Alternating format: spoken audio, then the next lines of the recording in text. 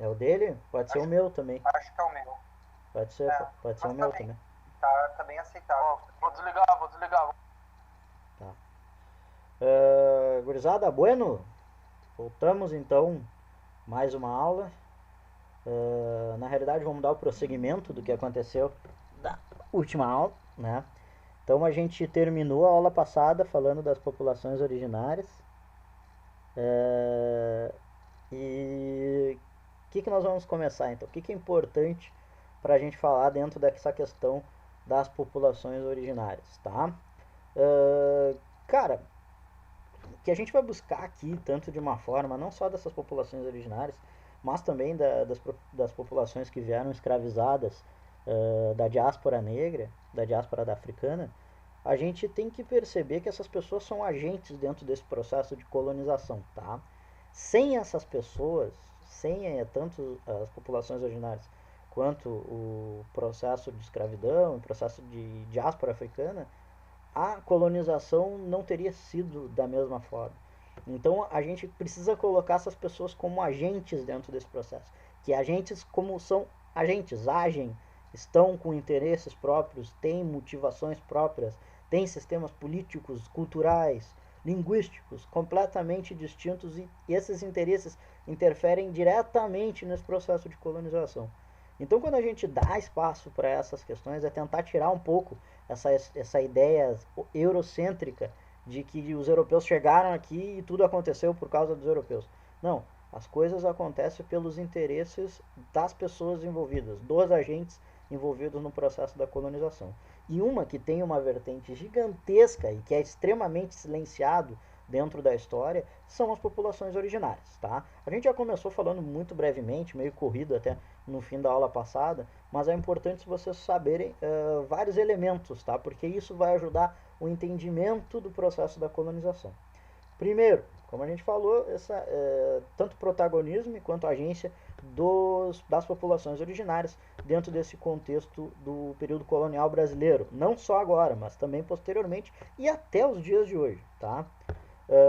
Após o contato, há uma quantidade significativa de indígenas que perecem por doenças trazidas com os europeus.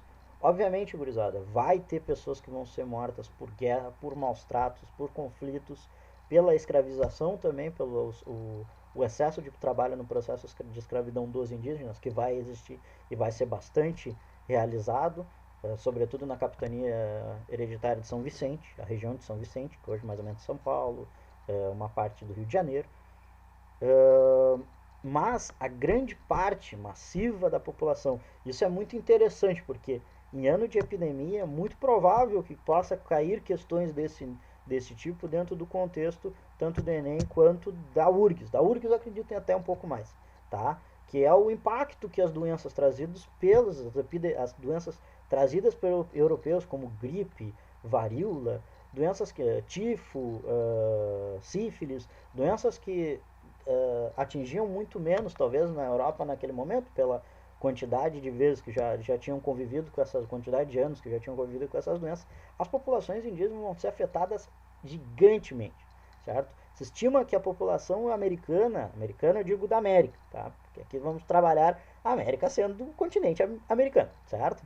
A população americana, ela um terço dela tenha perecido por questões de epidemias, certo? Então, para vocês verem o impacto que isso tem nas populações originárias, certo? E o que a gente pode fazer, falar aqui também, é que não se pode resumir as populações originais. Isso aqui é muito importante, gurizada. Isso aqui vai incomodar vocês muito durante todas as aulas, não só de Brasil Colônia, mas de todas as aulas que a gente trabalharem com populações originárias. Não existe o índio, certo? Não existe um índio. Existem várias etnias, cada uma com suas especificidades diferentes, cada uma com suas questões linguísticas distintas, culturais distintas, religiosas distintas. Então vamos tentar tirar isso da nossa cabeça que existia um índio padrão para tudo que acontecia. Não, existem completas, são sociedades extremamente complexas, extremamente diversificadas, com uma cultura riquíssima e que é extremamente importante a gente falar aqui. A gente vai ter, gurizada, não Puta, eu tenho uma dificuldade de falar essa palavra. Especificamente, tá, vocês entenderam. Nessa aula, uma aula sobre as diferenciações de troncos linguísticos, a gente vai ter uma aula especial para isso, tá? Mas aqui a gente vai passar rapidamente algumas coisas para vocês, para deixar mais evidente esses processos para vocês, certo? Pode passar para mim, Marcelinho. Aqui, essa imagem aqui já deixa bem claro para vocês. Aqui nessa imagem nós estamos mostrando só as populações das etnias tupi, do tronco linguístico tupi, que existiam no litoral. Aqui não está nem os G, por exemplo, que é outra população, outro tronco linguístico que tem diversas etnias, certo? Então, para vocês verem a riqueza de etnias, a diferença cultural, a diferença linguística, a diferença de populações no mesmo território. O que se trabalhou muito tempo na historiografia brasileira e o desinteresse, de uma certa maneira, de conhece a conceituação polinomial da América Latina como... Olha, eu particularmente não conheço, nunca ouvi falar. Mas se puderem passar, eu gosto muito de história indígena, gosto tanto que fiz sobre o meu TCC, sobre ela. Mas eu particularmente não fiz sobre populações originárias brasileiras, eu fiz sobre uma etnia chilena, que é os Mapuche. E é bem interessante também e traz alguns traços semelhantes com algumas populações brasileiras, inclusive a antropofagia. Mas depois se tu quiser passar para nós, já que seria interessante. A gente conceitua aqui os povos originários, acho que o Lucas chegou a tocar sobre esse ponto na última aula, buscando não interpretar justamente como o índio, como um povo apenas, e mostrando que existe uma variedade muito grande, que eles já tinham identidades criadas entre si e tinham também inimizades entre eles. Então não era uma coisa de o índio, todos como sendo a mesma coisa. Nesse quesito que a gente busca trabalhar com o conceito de povos originários. Eu acho difícil, já que vou te dizer o porquê. Essa questão da América Latina, por exemplo. Porque naquele tempo tu não pode dizer que existia um conceito de diferenças culturais, diferenças territoriais, desculpa, porque isso vai ser criado posteriormente. Tu pode entender como um sistema filosófico, isso realmente eu entendo contigo, concordo contigo, que as populações têm um sistema de pensamento filosófico de como o tempo passa, de como a sociedade passa, semelhante, que é diferente, por exemplo, do que o Ocidente, aqui eu não trabalho no Ocidente, mas o eurocentrismo trabalha, que é essa ideia judaico-cristã de finalidade. Então tu tem um início, meio e fim. E isso as populações indígenas não existe isso para eles. Para eles o que acontece? Esse processo é totalmente cíclico, não existe um final, certo? Isso vai de encontro muito com as questões ambientais também, por isso que os indígenas são ligados tanto ao território, tanto ao ambiente, porque está direto ligado todas as ações, tanto animais, a floresta, está ligado, é um integrante da população, certo? Não é, convive com eles, os antepassados. Isso também é muito semelhante, a gente encontra também na África. As populações, diversas populações africanas, etnias africanas, também pensam dessa maneira circular, certo? Mas eu acho difícil eles se entenderem todos como indígenas, porque tu não tem o outro europeu nesse momento para se diferenciar, certo? E como o Marcelinho também comentou, e eu vou comentar um pouquinho mais à frente, existem diferenciações étnicas, existem conflitos bastante fortes entre as populações indígenas. Os próprios Mapuche que eu estudei, eles entraram em confronto em diversos momentos com outras populações da região. Não os Mapuche ainda, né? Era outra população, mas depois vai ser chamada de Mapuche. Inclusive com os Incas, certo? Mas o que eu estava comentando, por exemplo, o desinteresse da historiografia que a gente tem no Brasil com as populações indígenas, vem muito de os europeus, quando chegarem aqui no Brasil, não encontrarem uma população em grande quantidade reunidas num único núcleo político.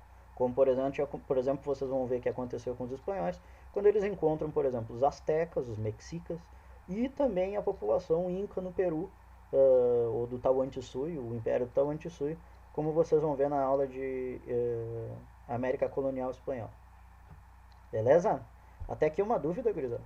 Tá de boa? Tá tranquilo? Então tá, Marcelinho, pode passar aí para nós. Não sei se ficou muito claro as diferenciações ali, mas vendo o slide inteiro dá para ver tranquilo. Aqui para mostrar para vocês uma representação do integrante da tribo Goitacás, que fica na região dos lagos ali do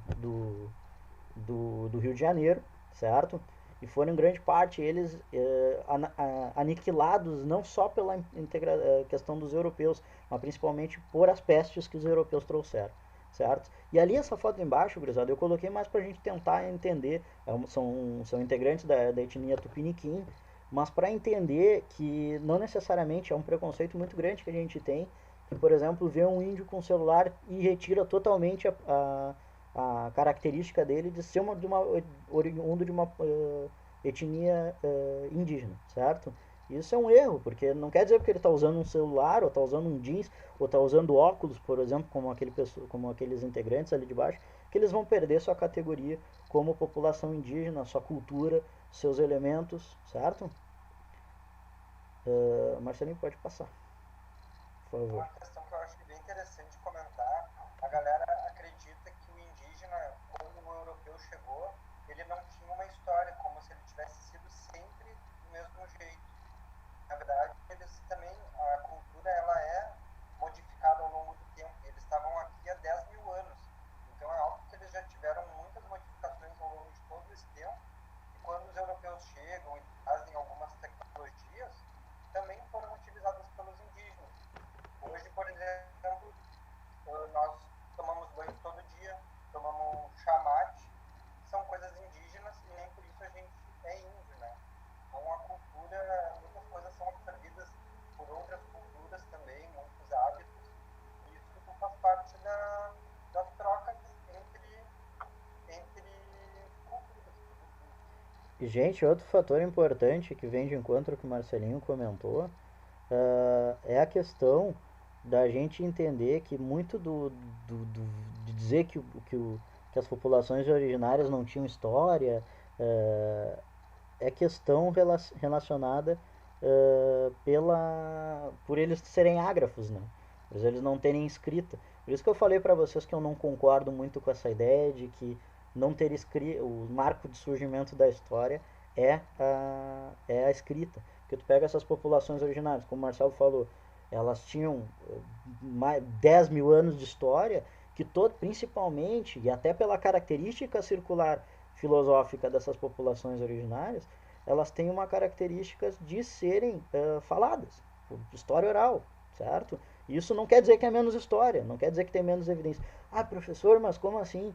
Tá lá escrito o troço, é certo que é quando... Não, cara, o cara pode estar puto da cara com alguém e pode escrever uma mentira. Então não é menos atestado histórico ou mais atestado histórico ter a escrita, certo? Então são coisas pra gente pensar. Uma outra maneira de tu contar a história é através, por exemplo, de trajes típicos, através de alguma alimentação, de algum hábito alimentar também, de algum tipo de comida, de algum traje ritualístico, algumas cores, alguns símbolos, tudo isso também deixa um legado. É bem importante a gente entender isso para entender como a história é contada adiante, não necessariamente só através da escrita. A Jaqueline está colocando ali a questão sobre as epidemias que elas foram feitas. Sim, eles chegam aqui, certamente chegam aqui e se utilizam dessas questões, mas tem que ver por um lado também, porque não era objetivo também de dizimar as populações originárias, porque as populações originárias são mão de obra, então teoricamente não tem um objetivo primário de dizimação dessas populações, que senão não teria ter gente para trabalhar dentro dessas localidades. Então ela não chega a ser utilizada como uma pandemia, como uma arma direta, digamos assim, vamos fazer o seguinte, tu que está com varíola, ela vai acabar sendo um processo que vai se desenvolver durante o período da... Mas é que pelos espanhóis já, que tem mais motivo ainda, porque a mão de obra indígena escravizada durante o período dos espanhóis é ainda mais utilizado do que na América Portuguesa. Tu tem, por exemplo, o grande objetivo dos espanhóis durante minha tese, eu vou trabalhar isso, A tese, meu TCC, vai ter o processo de escravidão, são duas coisas que vai ter, né? As instituições é o evangelização, primeiro pelos jesuítas, principalmente, com as questões das reduções indígenas, e a formação da administração colonial, certo? Sobretudo na forma que a gente vai ver, tanto das mitas, mas também, principalmente, pela questão da encomenda, certo?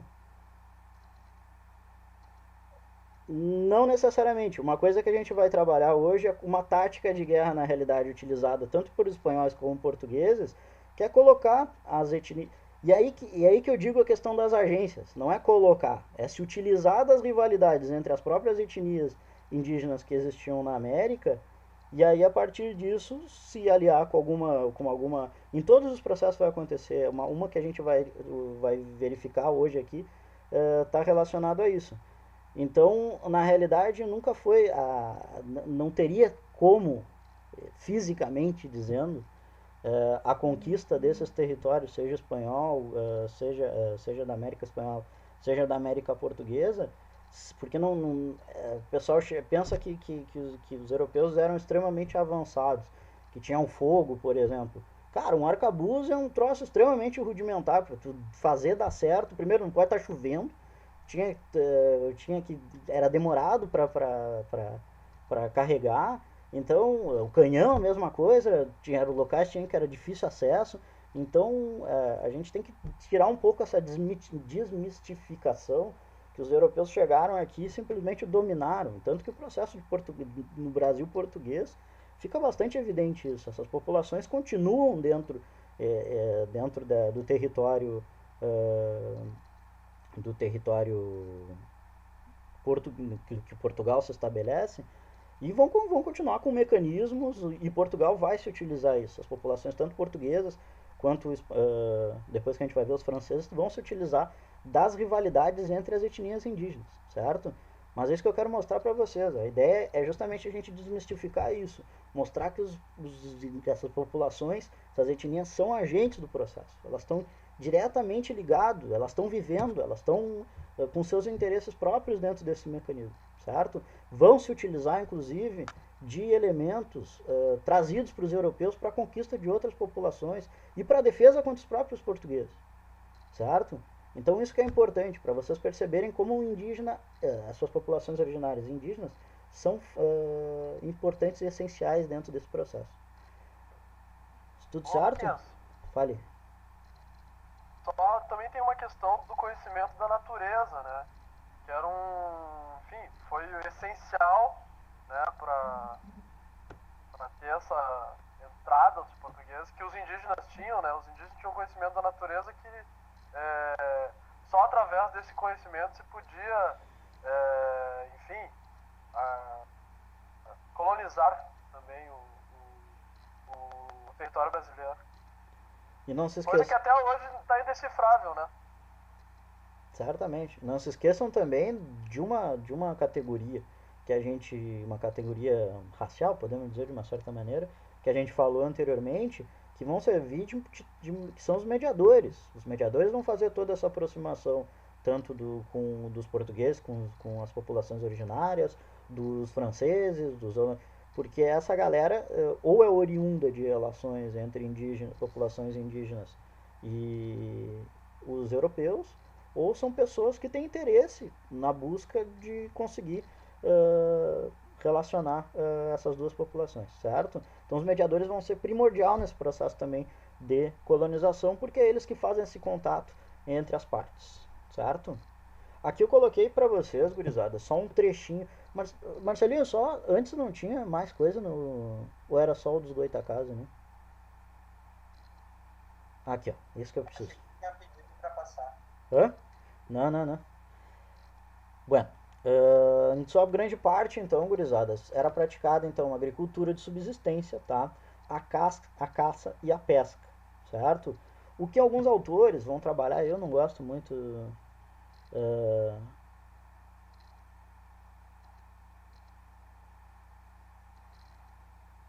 sim, é isso que,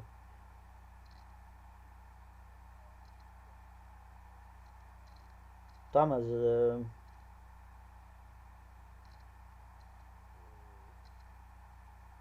Sim, sim, mas acho que isso, Jaqueline, que a gente estava tentando falar ali. Eu acho que em nenhum momento que a gente, muito pelo contrário, o que a gente está trabalhando é que a cultura é extremamente riquíssima. Inclusive está dentro do que eu ia falar agora. É, não, não, eu sei que não. Mas só para deixar claro que essa, por exemplo, toda essa questão da prática de agricultura de subsistência e caça, por que que os caras não vendiam? Não, cara, era realizado porque grande parte se via, se tinha um objetivo dentro dessas culturas originárias da prática de subsistência. Não se conhecia o capitalismo, por exemplo. Mas eles realizavam trocas comerciais, não tinha necessidade. Esse pessoal, por exemplo, tinha tudo na volta, não tem porque tu se organizar de uma maneira de trocas comerciais. Então, vai muito no que tu falou ali nesse sentido. Então, é, a questão de trabalhar com os indígenas como não tinham grandes civilizações, no contexto europeu, podemos dizer, de uma centralidade europeia, mas existiam questões políticas que também eram extremamente desenvolvidas, questões de desenvolvimento tecnológico, de plantio, de medicina com ervas. Então, na realidade, isso é uma visão, isso é um ponto de visão eurocêntrico, trabalhar que essas populações aqui eram, por exemplo, que nem a gente escuta às vezes em livros de história, que eles eram neolíticos. Eu não concordo muito, eu não gosto de usar muito essa ideia, porque os conhecimentos que eles tinham, por exemplo, em vários pontos eram muito mais avançados que os europeus, principalmente na questão da agricultura, certo? Então a divisão de trabalho por gênero, isso ocorria, que as mulheres, sobretudo, ficavam encarregadas de colheitas, da criação dos animais, e os homens, em grande parte, eram relacionados com a questão da caça e da guerra. Isso aqui vai interferir diretamente, gurizado, no momento que a gente verificar. Me perdi agora. No momento que a gente verificar. Puta, me esqueci o que eu falo. Tava falando e me esqueci. Ah, bom, daqui a pouco volta. Isso, na questão da escravidão. Muito obrigado, Marcelo. Com a questão da escravidão, gente. Esse é uma mitificação que se trabalha muito, que, por exemplo, as populações originárias eram extremamente preguiçosas, não eram boas para o trabalho na cana-de-açúcar, o que por si só já é um absurdo, né? Eram preguiçosas para não ser escravizadas, é um troço que não tem sentido nenhum, ninguém gosta de ser escravizado. Mas em grande parte não era utilizado, os portugueses, os indígenas eram menos procurados, principalmente na questão da cana-de-açúcar, porque os indígenas, dentro da própria divisão de trabalho deles, não fazia por esses dois primeiros pontos que eu trabalhei aqui, tanto na questão da prática de agricultura de subsistência, eles não tinham interesse em plantar para vender para um rei da Europa, entendeu? Não tinha nexo para eles, não fazia ideia para que acontecia isso. E o segundo ponto pela divisão de gênero, tipo, homem dentro da sociedade de várias etnias não fazia o trabalho de plantio, não era relacionado a eles, certo? Então isso vai influenciar diretamente a questão da escravidão. Não quer dizer que não vai acontecer, muito pelo contrário, mas eram menos procurados pela população europeia para serem escravizados. E valiam menos também no mercado de escravizados as populações indígenas. Tanto que nos locais que tu tem um menor desenvolvimento econômico, como por exemplo São Vicente, é o local onde tu mais vai ter escravizados indígenas, porque eles são mais baratos. Não é à toa que os bandeirantes, que depois a gente vai ver também, são de São Paulo e realizavam grande parte de escravidão indígena, para complementar a força de mão de obra de trabalho nas regiões mais pobres da colônia, certo? O confronto, isso aqui é muito interessante. A lógica dessas populações, em grande parte dela, estava relacionada a um ciclo de vingança. Ou seja, tu chegava, matava, tu capturava um guerreiro de uma outra etnia e normalmente tu capturava e esses conflitos de guerra estavam relacionados a um conflito de guerra anterior. Ou seja, alguém da tua tribo, algum parente teu, foi capturado por essa tribo que tu está capturando o cara agora. E como sistema de vingança, esse cara era capturado e automaticamente, posterior, vai ter uma guerra para eles capturarem alguém da tua tribo. Então é um sistema de vendetta, certo? De vingança eterna, um ciclo de vingança, ok? E como prática, para demonstrar esse símbolo de vingança, eles realizavam práticas de antropofagia, ou seja, comiam pessoas. Só que essa comer pessoas não é comer por fome, gurizada. Eles não comem por fome.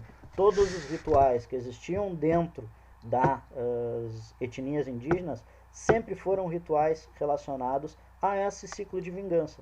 Ou seja, o cara era comido porque acreditavam que ele era um grande... Normalmente os grandes guerreiros eram comidos. Os caras que eram qualquer... normalmente eram mortos ou mandavam embora, certo? Porque tu comendo esse grande guerreiro acreditava que tu ao mesmo tempo retraía suas grandes virtudes, certo? Então era uma honra tu ser comido, digamos assim. Era uma honra porque tu queria dizer que tu era um grande guerreiro. E tem toda uma ritualística, tem todo um processo que agora a gente vai ver no próximo slide. Tem um pouco, eu tentei descrever aqui um pouquinho para vocês desse livro aqui, tá? Que é As Duas Viagens ao Brasil, do Hans Staden, que era um alemão que foi preso pelos Tupinambá aqui no Brasil e descreveu, é um livro fantástico, vale muito a pena, é um relato muito, e foi um best-seller na época, que ele descreveu como quando ele passou um tempão capturado por esses indígenas e a ideia é que ele ia ser comido também em um certo momento. Mas é muito interessante tu ver ele explicando como é que foi realizado os processos que ele visualizou convivendo nessas tribos. Então ele faz um manual de tudo que existiu, que ele presenciou dentro da... Óbvio, tem floreio, a gente tem que ver... Mas é um relato muito interessante, inclusive tem desenhos. Esse desenho, inclusive, se eu não me engano... Declama aí que agora toda aula de história tem que ter uma declamação, né? Ah, tem que ter declamação? Tá escutando? Tá. Bueno, eu vou falar um pouco do relato aqui para vocês sobre o que é, sobre ele descrevendo o que é por que os índios eram comidos, tá? Por que os caras eram, as pessoas, os capturados os cativos eram comidos, tá? Vai lá, Gui, então, já que tu quer teatro, vamos fazer teatro, então. Fazem isto não para matar a fome, mas por hostilidade, por grande ódio. E quando na guerra escaramuçam uns aos outros, gritam entre si, cheio de fúria: Debê Marapachá, Xeremil Rambagué, sobre ti caia toda desgraça. Tu és meu pasto. Nandea Cangaju, Cá Apoiatá Curiné, quero ainda hoje moer-te a cabeça. Xeanamá Poepicá Quexeachu, aqui estou para vingar em ti a morte dos meus amigos. Nanderro, Shemocaen, Sar, Ermahire, etc. Tua carne hoje ainda, antes que o sol se deite, deve ser meu manjar. E aí o Hanstaden dizendo, isso tudo fazem por imensa hostilidade. Certo, gente? Então aqui é um pequeno... muito bom. Muito obrigado. Meu tupinambá não é muito bom, tá? Mas fazemos o possível. Mas aqui dá o relato para vocês, tá, gurizada? O relato do Hans Staden de como que é esse processo de antropofagia, para vocês verem o quanto está ligado a esse ciclo de vingança, certo? E quanto está ligado a uma questão de processo de ritualístico, certo? De quanto esses caras querem fazer essa virtude. Muito obrigado. Fui criado no Pampa, né? Ao contrário do gaúcho que a gente tem aqui da fronteira. Fui criado no meio de Porto Alegre aqui, declamando poesia. Declamando poesia aqui dentro de Porto Alegre. No Pampa do Largo Glênio Pérez. Tuas origens são uruguaianas, né? As origens são de uruguaiano. Do Pampa ali no Pampa ali do gasômetro. Ali, caminhava a cavalo todo dia. Andava a cavalo ali na orla do gasômetro. Tomando mate de chaleira elétrica.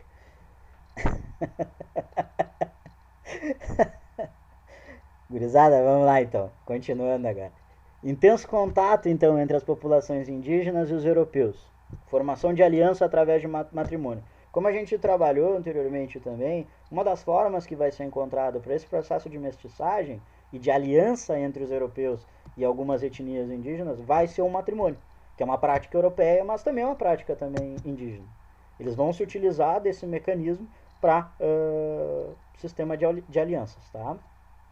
As alianças entre os europeus e as populações originárias demonstravam a agência que essas populações tinham no processo histórico da colonização, pois tinham suas diferenças étnicas fomentadas pelo ciclo de vinganças históricos e buscavam alianças com os europeus contra seus inimigos étnicos. Aqui a gente fala o que a gente falou anteriormente.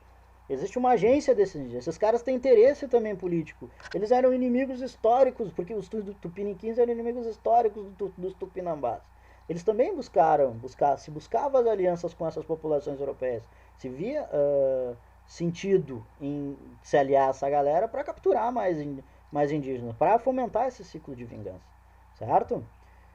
Mesmo posteriormente, com o processo de evangelização das populações originárias, a manutenção de diversos elementos religiosos através do processo de sincretismo religioso. Aqui a gente vai falar depois, gurizada, não sei se na aula de hoje a gente vai conseguir terminar, mas tem um momento que a gente fala sobre as santidades, que é um exemplo clássico disso aqui que a gente está falando, sobre o sincretismo religioso, que é uma forma de resistência também.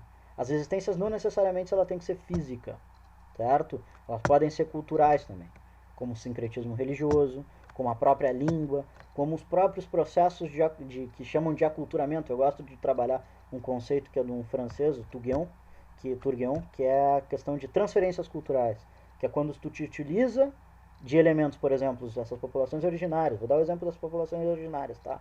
Eles se utilizam de elementos dos europeus para resistir à própria colonização europeia. Então, por exemplo, nas santidades os caras vão utilizar da religião católica para reagir, e aí criam movimentos messiânicos para reagir o processo de colonização, certo? Ficou claro até aqui? Tá de boa? Tô falando tempo demais, né? Vou tentar ser um pouco mais rápido agora, tá, gente? Mas um exemplo de... Vai tranquilo. Um exemplo... Não, é que eu me passei talvez um pouco no tempo. Mas um exemplo clássico disso que a gente vai trabalhando, gente, é a Confederação dos Tamoios. E essa é o principal conflito, inclusive extremamente pouco falado, mas é o principal conflito que a gente vai ter no princípio da colonização portuguesa. O que foi essa revolução da Confederação dos Tamoios? Tá? É uma revolta liderada pela etnia Tupinambá, que vai fazer diversas etnias vai fazer uma aliança entre diversas etnias que ocupavam o litoral do Brasil. Essa aliança vai ser chamada de Tamoios. Tá? Na região entre o estado do Rio de Janeiro, Espírito Santo e São Paulo, contra os tupiniquins, que eram chamados de tapuias, que eram aliados dos portugueses, certo? Entre 1554 e 1567 vai ocorrer esse conflito.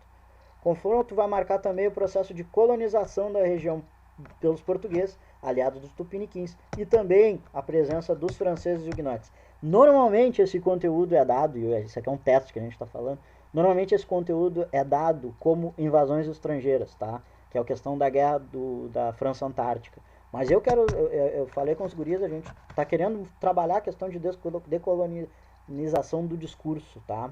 Então, o que eu quero que vocês entendam? Que na realidade, grande parte das tropas eram tupiniquins, ou tapuias, ou tamoios. Tanto os portugueses quanto os franceses, era muito pequena a participação em número de pessoas dentro desse conflito. É importante? É, mas se a gente pode trabalhar em protagonismo, os protagonistas são as populações originárias, certo? Beleza? Em quantidade de número de gente. Então, o que vai ocasionar o estabelecimento da colônia da França Antártida, na Baía de Guanabara, em 1555, pelos franceses huguenotes. Você lembra que os franceses huguenotes eram os calvinistas da França, interessados na extração do pau-brasil, certo? Eles vieram, como cagaram por tratar de Tratado de Tordesilhas, que na minha visão tá certo, simplesmente cagaram. Né? Primeiro que eles eram huguenotes, então não acreditavam no que o Papa dizia. Certificado pelo Papa, foda-se, certo?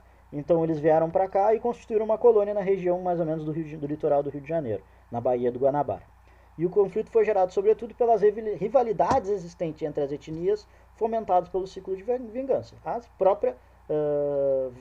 próprias vinganças, os próprios conflitos que existiam anterior ao processo de colonização. Pode passar aí, Marcelinho.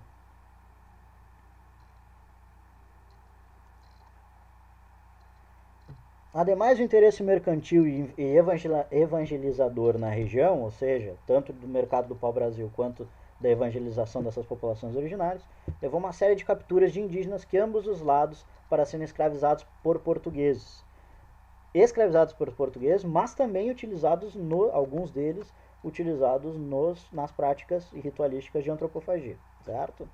Com a interferência dos jesuítas jesuítas Manuel da Nóbrega, tá? E o Anchieta, no episódio conhecido como Armistício de Iperó, foi selada uma trégua em que os portugueses foram obrigados a libertar todos os indígenas escravizados. Aqui a gente vê os religiosos no papel da mediação que a gente tinha comentado.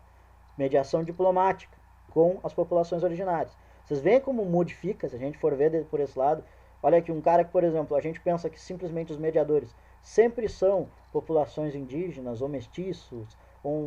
Aqui é um padre, 2 padres jesuítas que estão mediando o conflito, estão sendo diplomata no conflito, certo? Interesses europeus, mas também para os indígenas, ok? Com a chegada de tropas de governador-geral Mendes Sá, comandado, aqui já é a conquista, tá? O Estácio de Sá, que é o sobrinho do Mendes Sá, ele vai expulsar, vencer os Tupiniquim, vai vencer os Tamoios, a Confederação dos Tamoios, e vai estabelecer posteriormente na região a fundação da cidade de São Sebastião do Rio de Janeiro em 1565, certo? Que é o que a gente conhece, que São Sebastião do Rio de Janeiro, a fundação oficial da cidade do Rio de Janeiro, certo? Pensei que o Giga ia tocar uma bossa nova pra nós. Oi? Pensei que o Giga ia tocar uma bossa nova pra nós. Não, tô brincando, Giga, não precisa. Só fazer um adendo aqui mostrando a grande presença da igreja nessa apaziguação do conflito. E quem era essa igreja?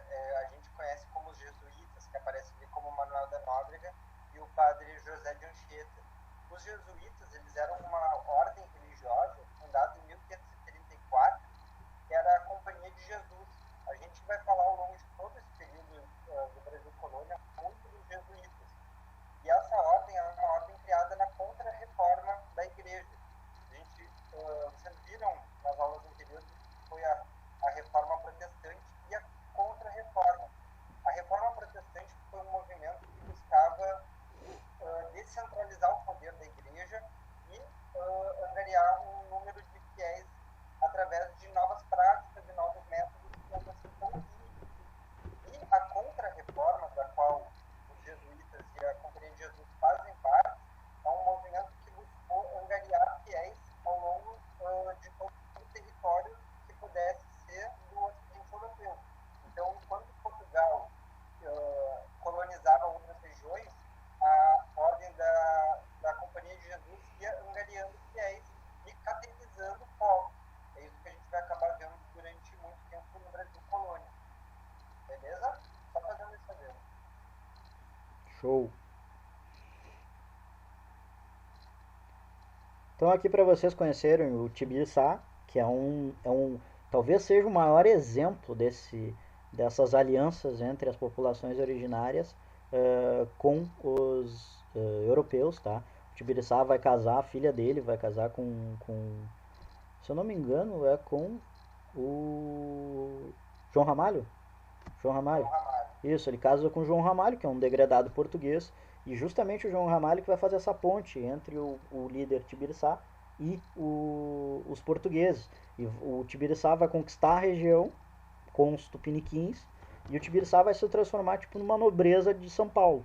Tanto que eu achei interessante quando eu fui pesquisar sobre o Tibiriçá, uma descendente, que se trabalha como descendente, é uma rainha da Europa. Então, para vocês verem como chega esse processo,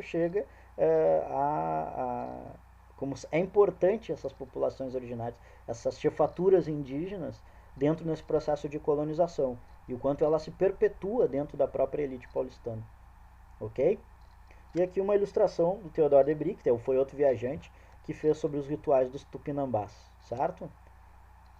Pode passar. A galera pode perguntar, mas por que não tem foto? Mas é porque a fotografia foi inventada na metade do século XIX. Até lá o que a gente vai ver é pinturas, imagens. Sim. Usado falar ligeirinho aqui só do Martim Afonso de Souza, tá? O Martim Afonso de Souza ele vai vir para o Brasil justamente porque Portugal estava perdendo o comércio nas Índias E com isso, perdendo o comércio nas Índias Orientais, eles começam a perceber que eles têm que buscar outro elemento econômico para poder manter esse processo, esse império português, certo? E aí, o primeiro momento que a gente pode se dizer que o Martim Afonso de Souza, a vinda dele para o Brasil, é o primeiro momento que a gente vai ter uma colonização efetiva de Portugal na região, certo? Então ele vem na realidade em 1531 para o Brasil e justamente vem por essa questão do aumento do interesse da coroa portuguesa e ele é enviado como capitão-mor. De gurizada, quando vocês verem capitão, tá? Capitão dentro de alguma questão histórica, sempre está ligado à segurança, certo? A conflito. Então ele vem como capitão-mor justamente por causa das invasões que os portugueses estavam sofrendo no território do que a gente conhece como o território da Tratado de Tordesilhas do Brasil, certo? Depois se torna o rei das vices-índias em 1542. Depois ele vai ser alçado a outro cargo em 1542 aqui no Brasil, certo? Ele é o primeiro que vai levar os colonizadores, aí colonizadores mesmo, certo? Para a distribuição do que a gente vai chamar depois de Sesmarias. Sementes, sobretudo da cana-de-açúcar, certo? Que vai ser importante, mas também de outras questões. E animais, não se esqueçam, por exemplo, cavalo não existia na América. Se tem indícios que existia dentro da América, mas não nesse período, certo? Ele tinha sido dominado em outro, eles tinham sido dizimados pelas populações originárias em outro período.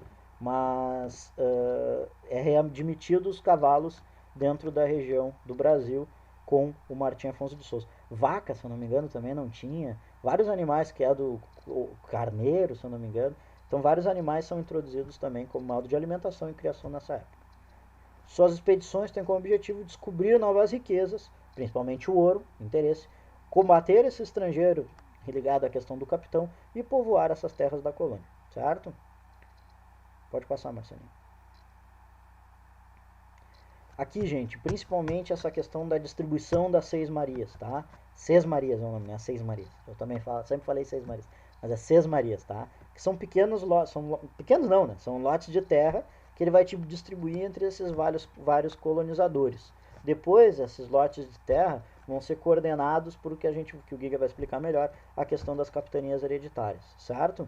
E a introdução, então, desse grande produto que não só no período, só por todo o período colonial vai ser o produto principal de exportação. Ah, mas o ouro, meu galo, mesmo durante o ouro, o período do ouro e depois do período do ouro, a cana de açúcar vai ser o principal elemento lucrativo do Brasil, porque ele não está ligado só a uma questão de lucro, ele é uma questão social também. A estrutura da cana de açúcar é a estrutura que vai dar, principalmente nesse início, vai dar os elementos estruturais da sociedade colonial brasileira, certo?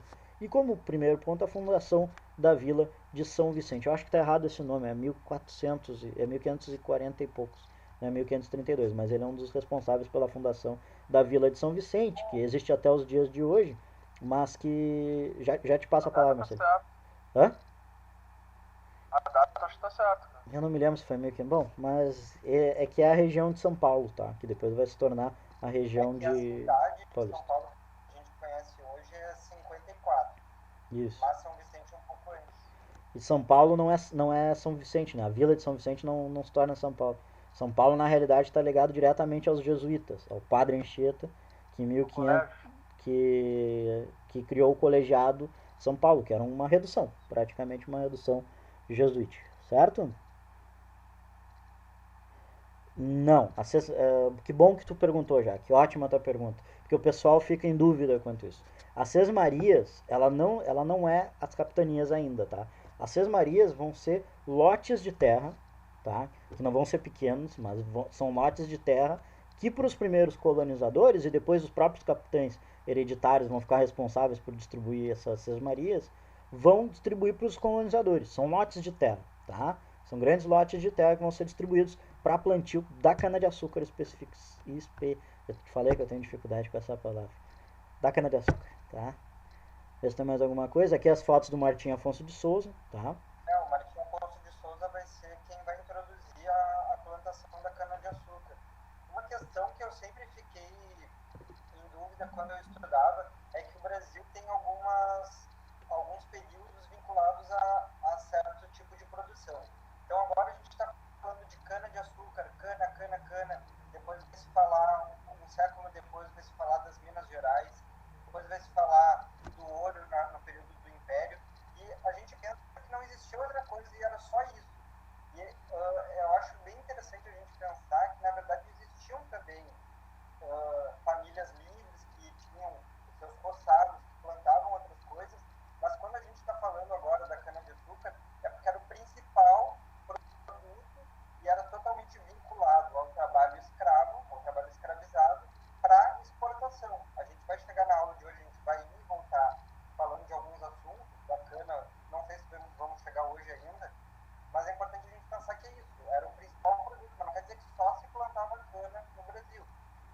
Inclusive, gente, tem que ficar bastante evidente para vocês que tudo bem existia o mercado externo, mas o mercado interno também existia. São Paulo, por exemplo, toda a produção de São Paulo, que era sobretudo tabaco, a plantação a criação de gado, por exemplo, pecuária, tudo isso era em grande parte para o mercado interno. Isso valia muito menos, isso dava muito menos riqueza.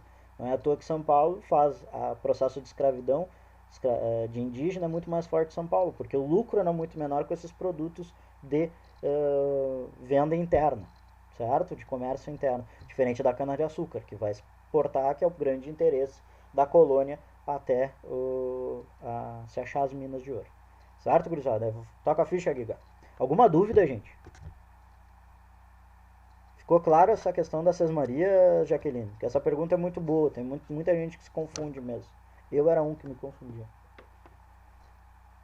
Ficou tudo certo? Estão acordados? Não, que isso. Sempre quando tiver dúvida, pergunte.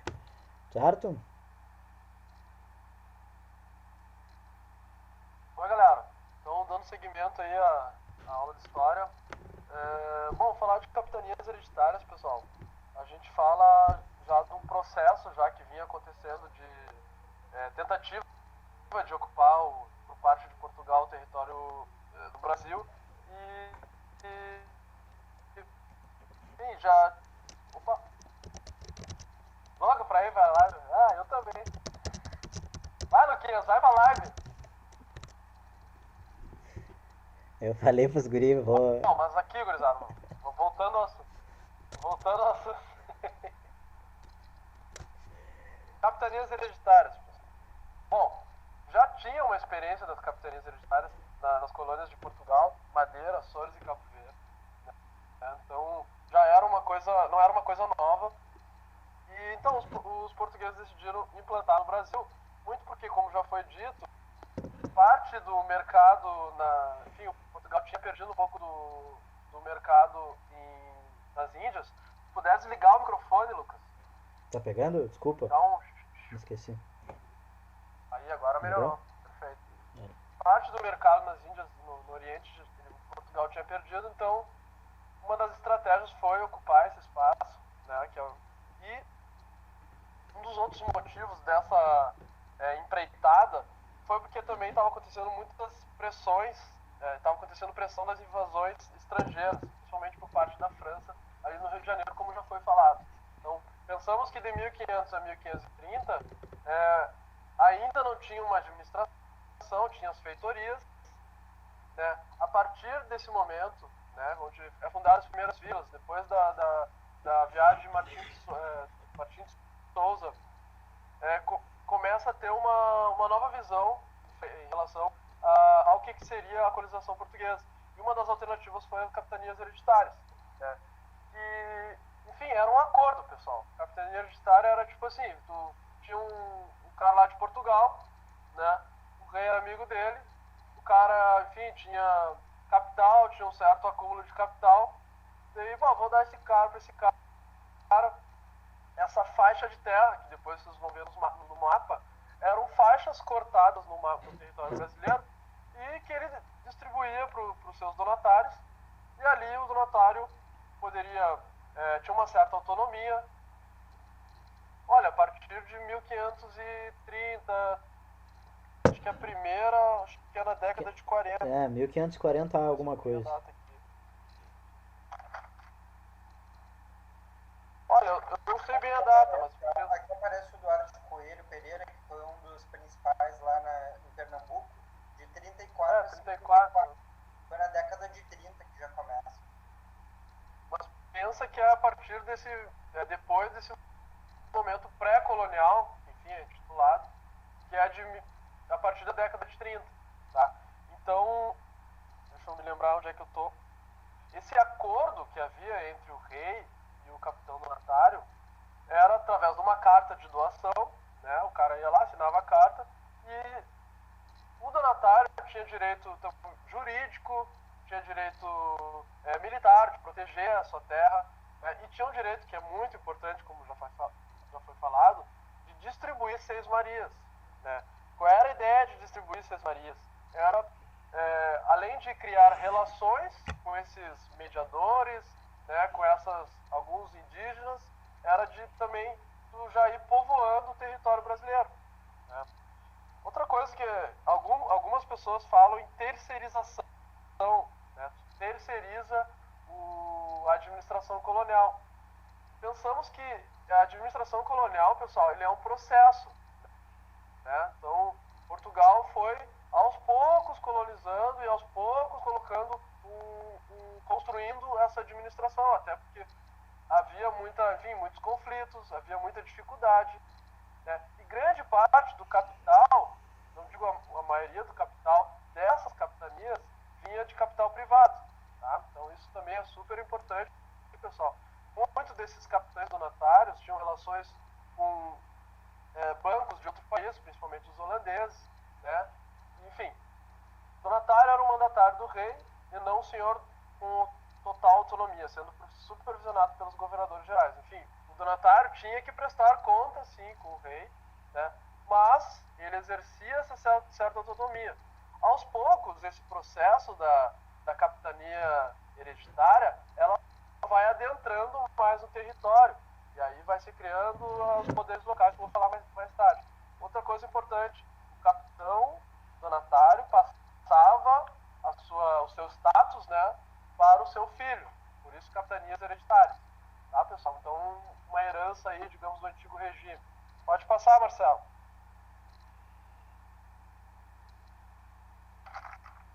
Então, pessoal, foram criadas 17 capitanias.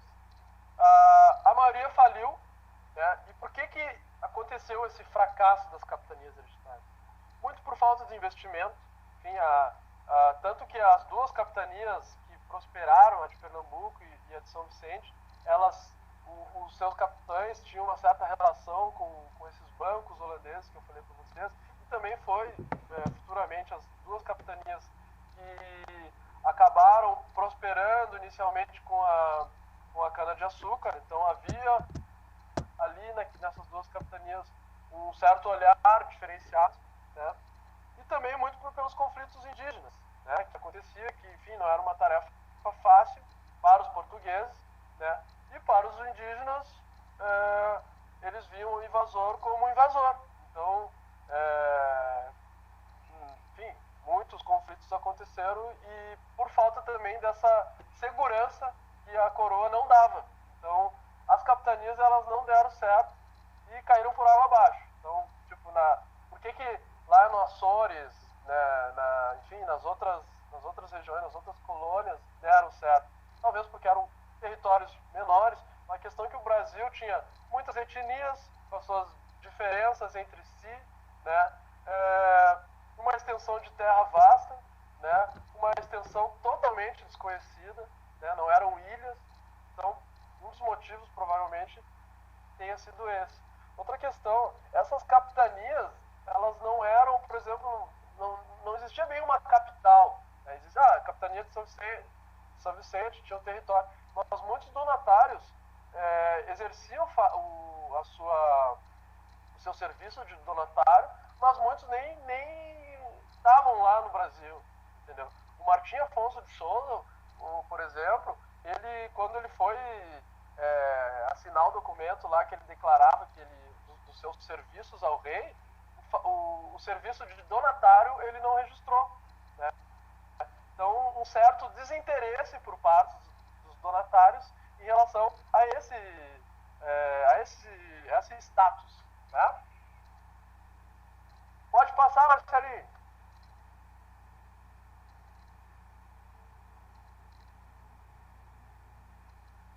Bom, aí está um pouco a imagem do Duarte de Coelho, né?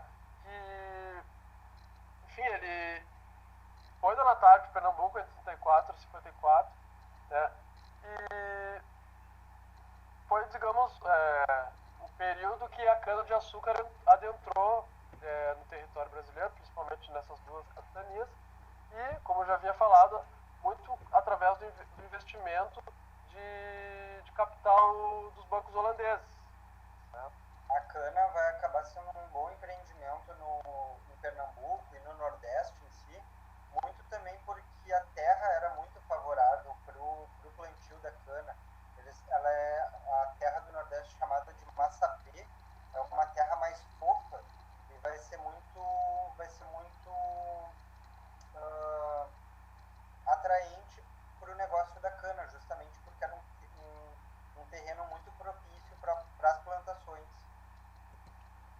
pessoal, E a plantação da... só posso falar um pouquinho, Gui? Fala. Só volta ali um pouquinho, Marcelinho. Só nesse aqui. Muito também, gente, do Arte Coelho ter sido. Ter dado certo em Pernambuco. Certo em questões, porque ele morre pobre, tá? Mas muito de ter dado certo para a capitania é porque ele tinha experiência prévia justamente nessas ilhas que o Giga tinha comentado anteriormente. Ilha dos Açores, se eu não me engano, ele tinha em Cabo Verde, ele tinha plantação de açúcar já. Então ele já conhecia como era realizado esse processo, certo? E nesse mapa aí do lado a gente tem a divisão das capitanias hereditárias, tá? No outro mapa que vai ter ali na frente vai ficar um pouco mais evidente. Mas esse é um mapa da época, de 1574. Obrigado, Gui. Desculpa. Tá. Bom, pessoal, seguindo ali, ó, é, com o fracasso das capitanias hereditárias, vocês podem ver um mapa aí com a divisão, né, que, enfim, perdurou por muito tempo a divisão. As capitanias hereditárias não deixaram de existir, né, depois do surgimento dos governos gerais, que, enfim, aconteceram a partir de 1549 com Tomé de Souza. Né? Daí tu pode passar, Marcelo. É o próximo slide.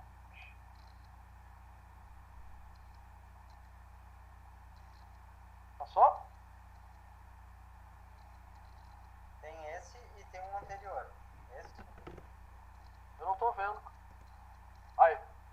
Bom, após esse fracasso das capitanias gerais, então, Portugal, enfim, tenta, né, de uma maneira mais eficaz, né, a implantação dos governos gerais, ou seja, a ideia de tentar centralizar, né, a autoridade da metrópole dentro da colônia. Então, por que essa ideia surge? Justamente com a doação de capitanias hereditárias, começa também a surgir pequenos poderes locais, né? E aí a ideia de mais controle da metrópole sobre a administração colonial. Além disso, e aí, digamos também, as origens também desses conflitos que futuramente vai dar do poder local com o poder metropolitano. Mas isso eu vou falar depois, tá? O primeiro governador geral, pessoal, pode passar aí.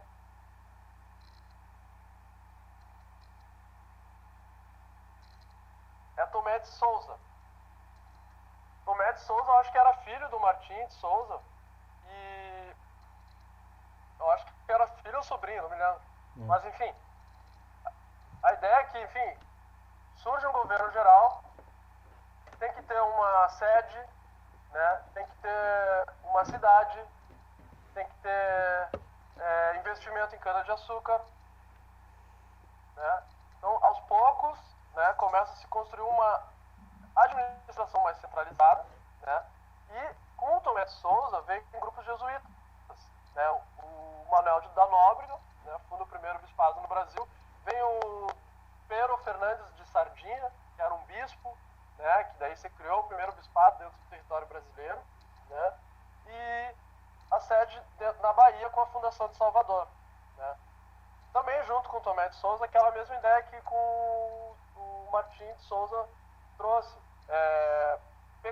Gado, muito gado, e incentivo à agricultura. O gado justamente para se criar arado, né, se fazer o arado, né, já se criar uma estabilidade, já criar as pequenas vilas e também as pequenas sociedades dentro da colônia. Tá? Segundo alguns historiadores, Tomé de Souza ele teve uma certa estabilidade porque ele teve uma relação amistosa com os jesuítas e o bispo. E isso ajudou também, como os jesuítas tinham eles eram mediadores com a relação com os indígenas, então contribuiu para que, enfim, tivesse uma relação mais amistosa e assim uma administração mais estabilizada. Diferente do Duarte da Costa, por exemplo. Duarte da Costa ele tinha sido donatário, né? E junto com ele veio José de Anchieta, né? E fundou o Colégio de São Paulo, em 1554. E uma das coisas que aconteceu durante o governo do Eduardo da Costa foi a invasão do Rio de Janeiro, aquela já comentada pelo Luquinhas, da fundação da França Antártica. Né? O Duarte da Costa, ele tinha um filho, que eu acho que era Álvaro da Costa, né? Que, enfim, era um cara meio... Ele tinha uma milícia, assim, imagina o presidente ter um filho que tem uma milícia, né? E o cara, enfim, matava indígena, ele aprisionava, escravizava, e aí se criou um embate com relação à igreja, justamente porque a igreja defendia que os índios tinham que ser catequizados, enfim, eram seres puros, né? Então, dentro desse período do Eduardo da Costa, teve muita instabilidade política, um dos fatores foi isso, tanto que setores do poder local, principalmente Salvador, mandaram carta para a coroa, para o Dom João III, acho que era, falando das atrocidades que ele fazia. Né? Além disso, um acontecimento bem interessante, assim, que dentro do navio lá do Duarte da Costa, quando ele embarcou dentro no Brasil, veio com ele moças órfãs. Né? Então, falando um pouco da história das mulheres aqui no Brasil, né? Essas mulheres eram mulheres jovens, muitas delas muito religiosas, né? Que vinham para quê? Para se casar com pessoas, com homens que, enfim, eram portugueses, degradados, que viviam aqui já na vila, só que não eram indígenas. Então, a ideia é de já se criar famílias, né, e uma pequena sociedade, já no padrão mais europeu. Né? Claro que essas mulheres, muitas delas estupradas, né, casadas sem seu consentimento. Até tem um filme bem interessante que fala sobre isso. O nome é Desmundo, que está no YouTube, quem quiser assistir, acho que retrata esse tema. Tá? E, enfim, acho que Duarte da Costa, ele acabou meio que sendo excluído, né, justamente pela essa instabilidade política, e aí vem o Mendes Sá, a partir de 1558 até 72. O Mendes Sá, pessoal, além de dissolver, ele não, né, mas a sua administração tem essa questão da dissolução da Confederação dos Tamoios, junto com a ajuda dos jesuítas, ele, na gestão dele, que é fundado São Sebastião do Rio de Janeiro, né, em 1565, como já foi falado, pelo Estácio de Sá, que era seu sobrinho. Foi com o Mendes Sá, na administração do Mendes Sá, que teve a disputa e a retomada da Baía de Guanabara, onde até o Estácio de Sá, o fundador da cidade do Rio de Janeiro, acabou sendo morto. Né? Enfim, o Mendes Sá, ele durou 14 anos no poder, né? E ele foi um dos caras já meio visionários, já vendo que tinha que adentrar o território brasileiro justamente para procurar ouro, né? Que era o grande motivo para a colonização de Portugal. Bom, pessoal, falando agora do poder local, passa aí mais uma.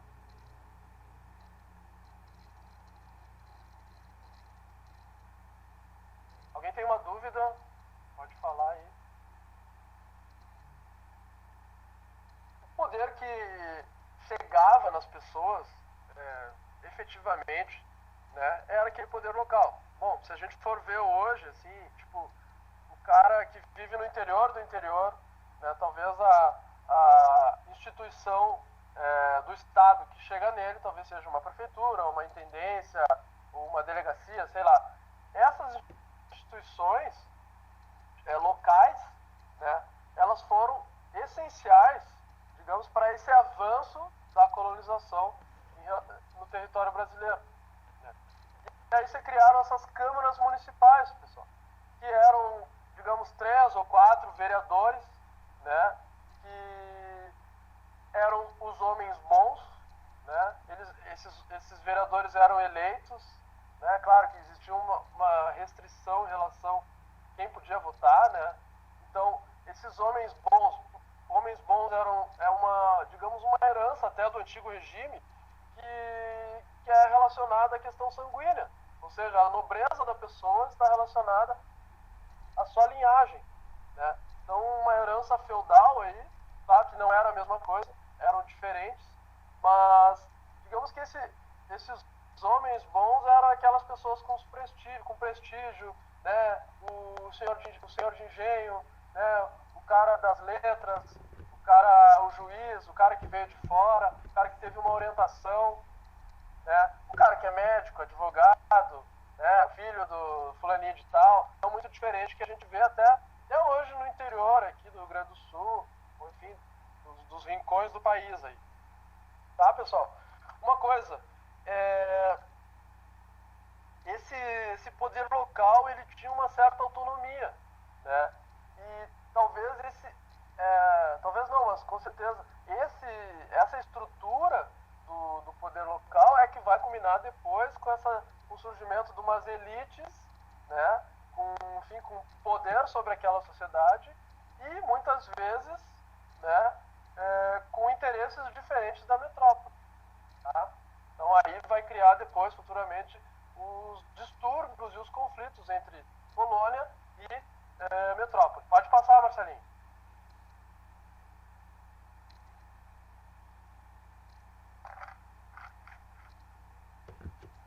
Bom, pessoal, características da administração colonial.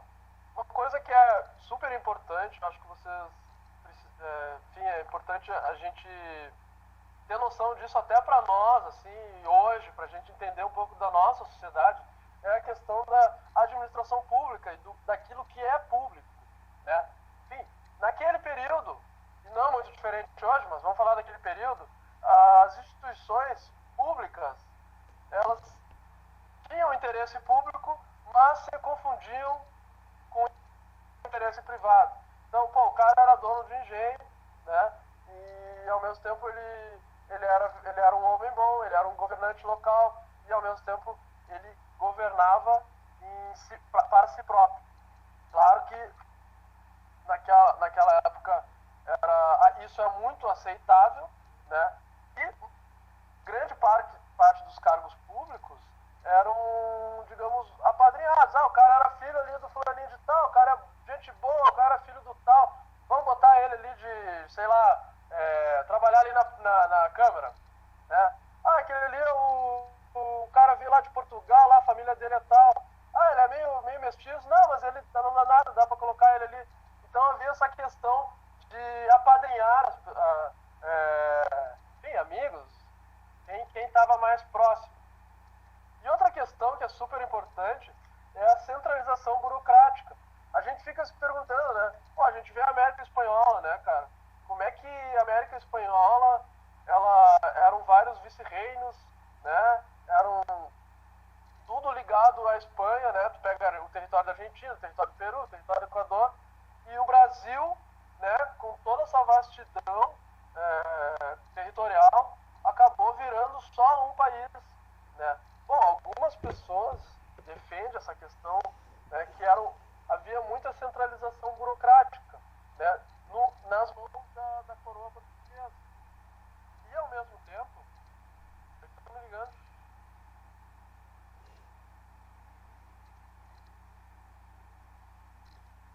A ligação de São Paulo. Acho que é de São Vicente. Foi mal aí, né? Ligação de São Vicente. Ligação do Maurício de Nassau. Bom, falando, por que enfim, o Brasil acabou sendo um país tão vasto, territorial assim, e Portugal conseguiu manter essa unidade de território.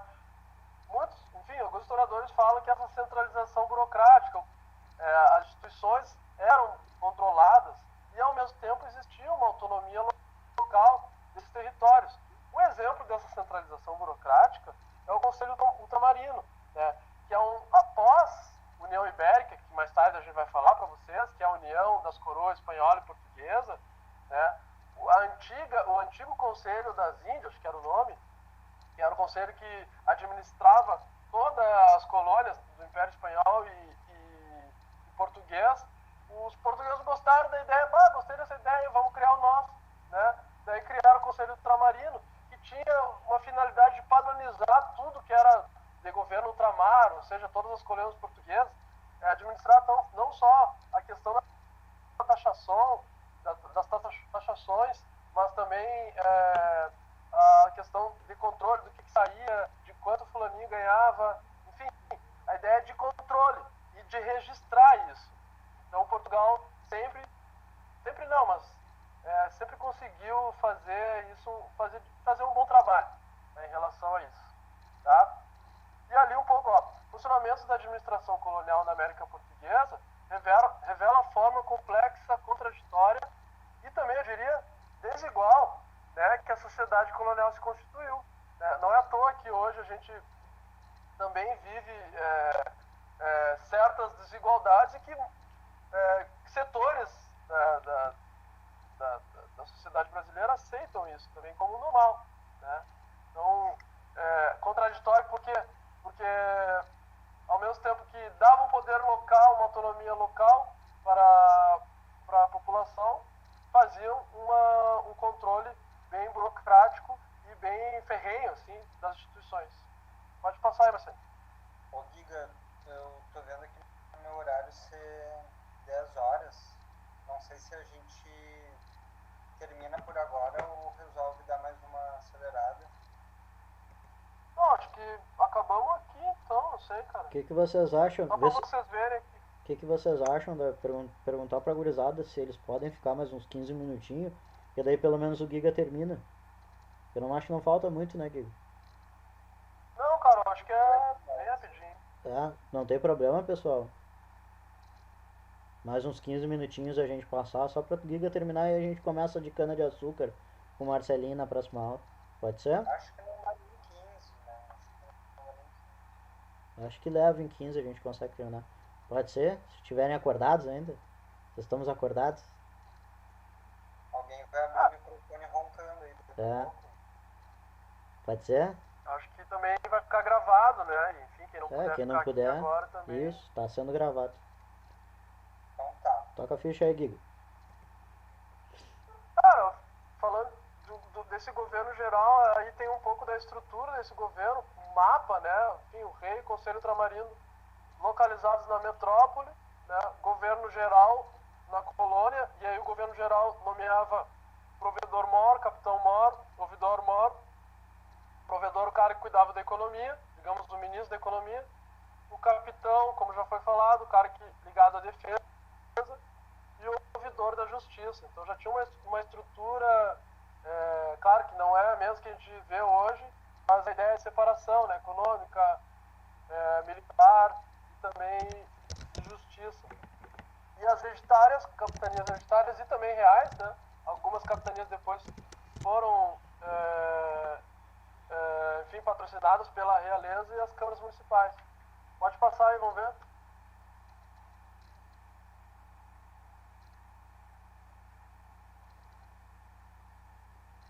Olha, pessoal, eu acho que sobre invasões estrangeiras, muita coisa já foi falada, principalmente da França Antártica, né?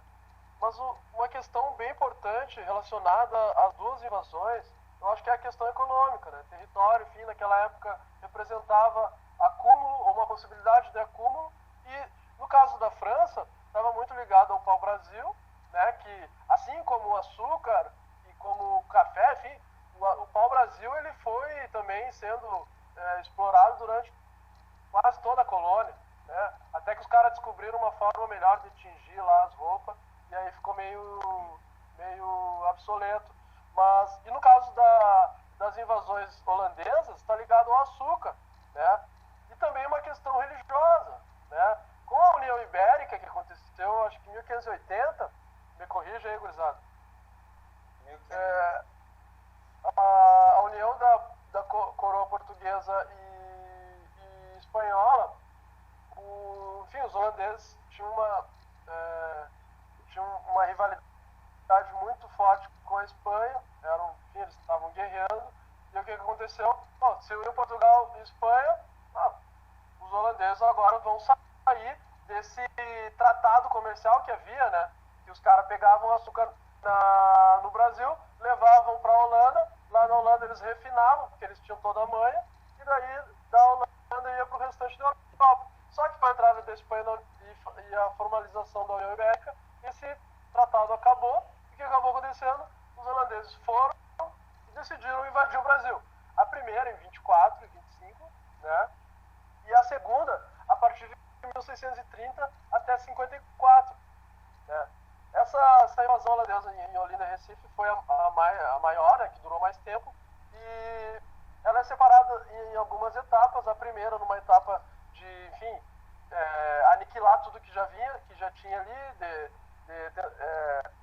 digamos, queimar alguns moinhos, né? E a partir do, acho que eu não me lembro qual a data, mas lá, mais no final, teve uma época mais estável, né? Pode passar aí, Marcelinho.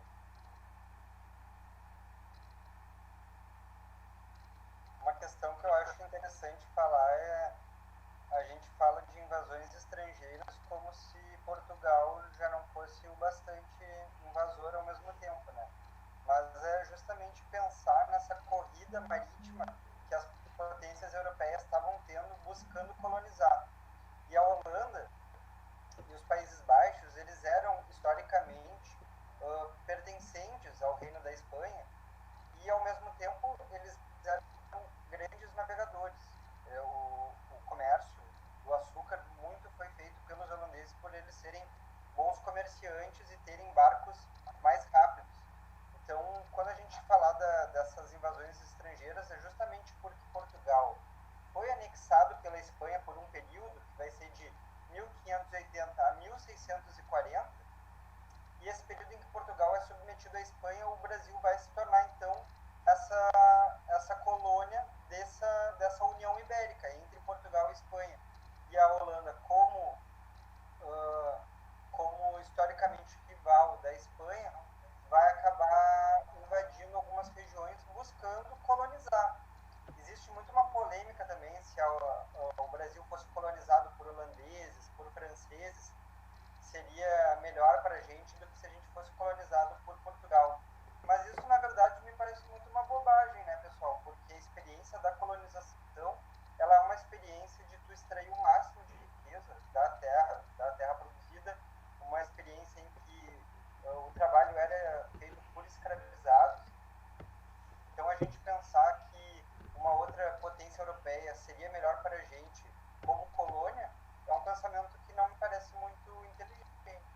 Só indo de acordo com o que o Marcelo falou, gente, é só pensar se o Suriname e a Aruba, que são colônias holandesas, são países de primeiro mundo no mundo nos dias de hoje. Então, como o Marcelo falou, isso é uma bobagem, tu dizer. Não dá para negar os avanços, obviamente, que o Giga vai falar agora, da colonização de Maurício de Nassau, que foi um ótimo não dá para dizer, mas a Guiana Francesa é uma colônia francesa. Agora, inclusive até hoje, o Suriname é holandês, a Guiana é inglesa e a Guiana Francesa, eu não me lembro se é colônia ainda, mas até pouco tempo, acho que não é mais não, como tá falando. Isso, é um como é que ele chama? Protetorado, às vezes eles chamam. Mas o Suriname ainda hoje é a colônia holandesa. Mas vindo de encontro que o Marcelinho falou, certo? É que muito desse discurso aí de que nós seríamos um país melhor vem por causa da administração de Maurício de Nassau, né? Que, enfim, começa em 37, por causa que ele foi um cara que, digamos, alguns historiadores falam que ele fez uma paz precária, judeus, protestantes, enfim, calvinistas conviviam em paz, né, dentro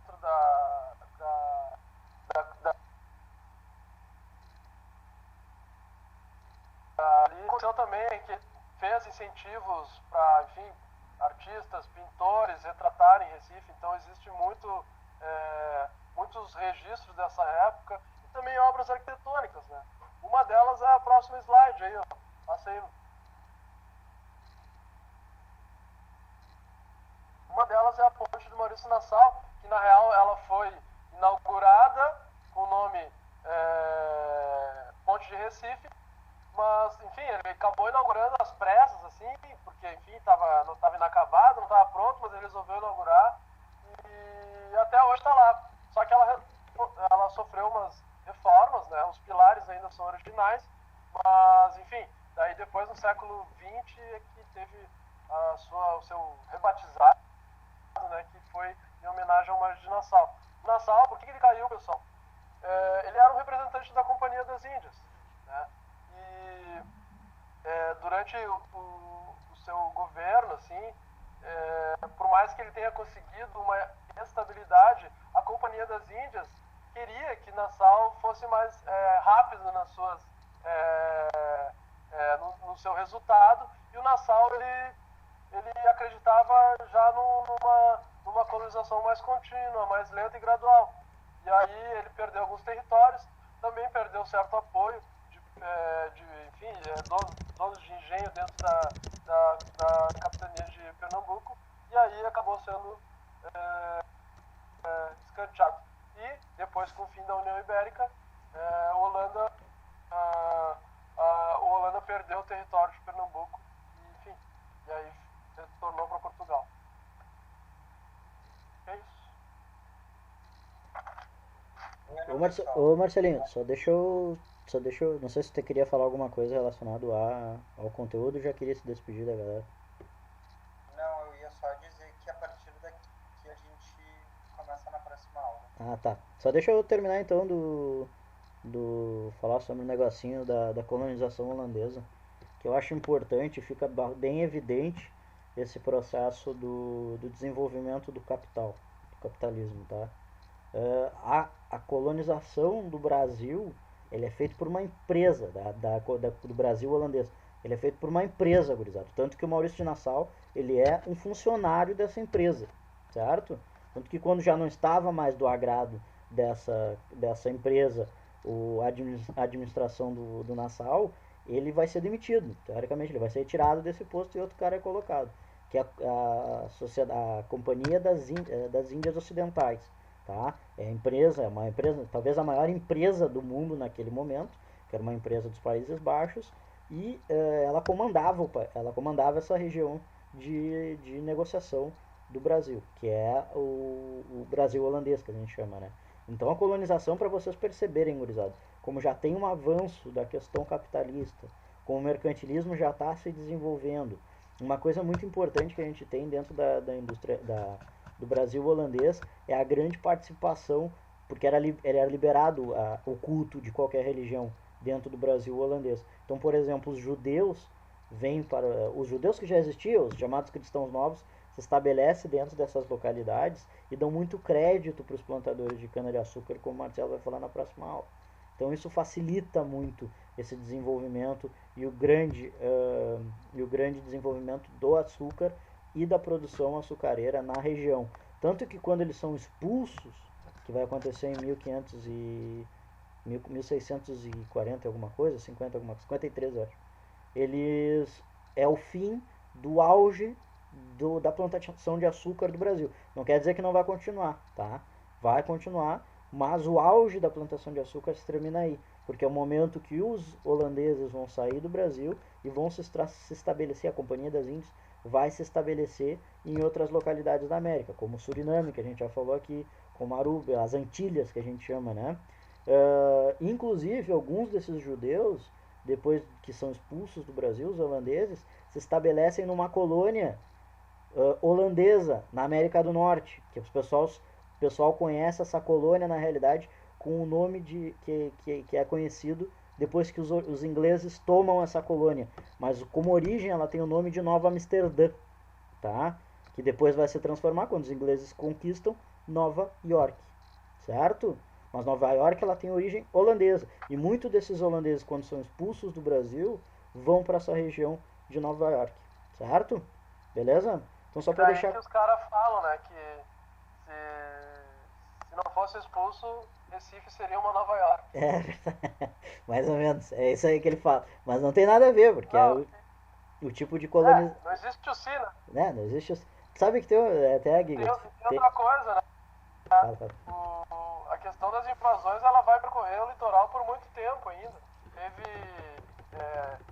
invasões que não foram propriamente para se fixar território, mas sim para saquear a cidade. O próprio Rio de Janeiro, lá pelo século XVIII, lá teve saques, né? Enfim, e era um panorama daquela situação toda, né? Enfim, do sistema comercial capitalista que estava surgindo, de corsários, piratas, né? Então, o Oceano Atlântico era essa busca aí de guerra, conflito e também terras, né? O próprio Maranhão, gurizada, vai ser conquistado um período pelos franceses e lá no Maranhão eles criam uma cidade em homenagem ao rei Luís. Então eles criam uma cidade com o nome de São Luís, que é o nome de uma cidade dos Estados Unidos, São Luís, certo? Mas na realidade é uma homenagem ao rei da França, que depois vai se transformar o nome da cidade em São Luís do Maranhão, certo? Então, para vocês verem a quantidade de elementos que a gente tem de invasão dentro. Invasão não, como o Marcelo falou, de ocupação de populações estrangeiras dentro do território brasileiro nesse período inicial da colonização brasileira, certo? Acho que era isso. Ficou alguma dúvida, gente? Gostaram da aula? Eu particularmente curto muito esse período do Brasil. Eu acho muito interessante, acho que fala muito. Vocês vão ver na aula que vem com o Marcelinho falando sobre a questão da cana-de-açúcar, para verem o quanto é semelhante várias coisas. Bom, a gente já viu bastante coisas semelhantes hoje, né? Com os dias atuais. Na época do vestibular, um dos livros obrigatórios era Fogo Morto, que era bem legal. Verdade. Gente, alguma dúvida? Ficou de boa? A galera que gosta de falar, desculpa o horário, mas é que a gente gosta de um papo. O famoso palestrinha, né? O historiador gosta de uma papagaiada, você sabe? Não se esqueçam, sábado tem reunião, confraternização. Confraternização online. Reunião séria. Já que o bar não tá podendo, a gente fica gastando papo aqui em casa, papiando e papiando. Isso, às 17 horas. Ok? Provavelmente hoje, amanhã, essa aula deve estar no YouTube, tá? Pra vocês verem. Isso, 17 horas. Isso, às 17 horas. Gurizada, só agradecimentos. Quem quiser tirar alguma dúvida, perguntar alguma coisa, a gente pode ficar aí um tempinho a mais. Mas era isso. Muito obrigado. Uma boa noite. Amamos vocês. E desculpe aí a cantoria e a milonga. Mas era para deixar mais realista. Da próxima vez a gente faz um ritual antropofágico com o Marcelinho.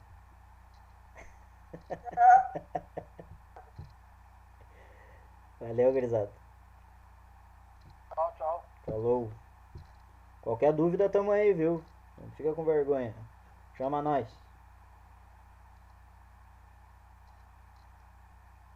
Valeu, Lucas. Valeu, João. Forte abraço. Vou encerrar aqui então. Eu acho que a galera não tá. Vamos dar ali então. Valeu, gurizada. Tamo junto. Falou, falou. Falou.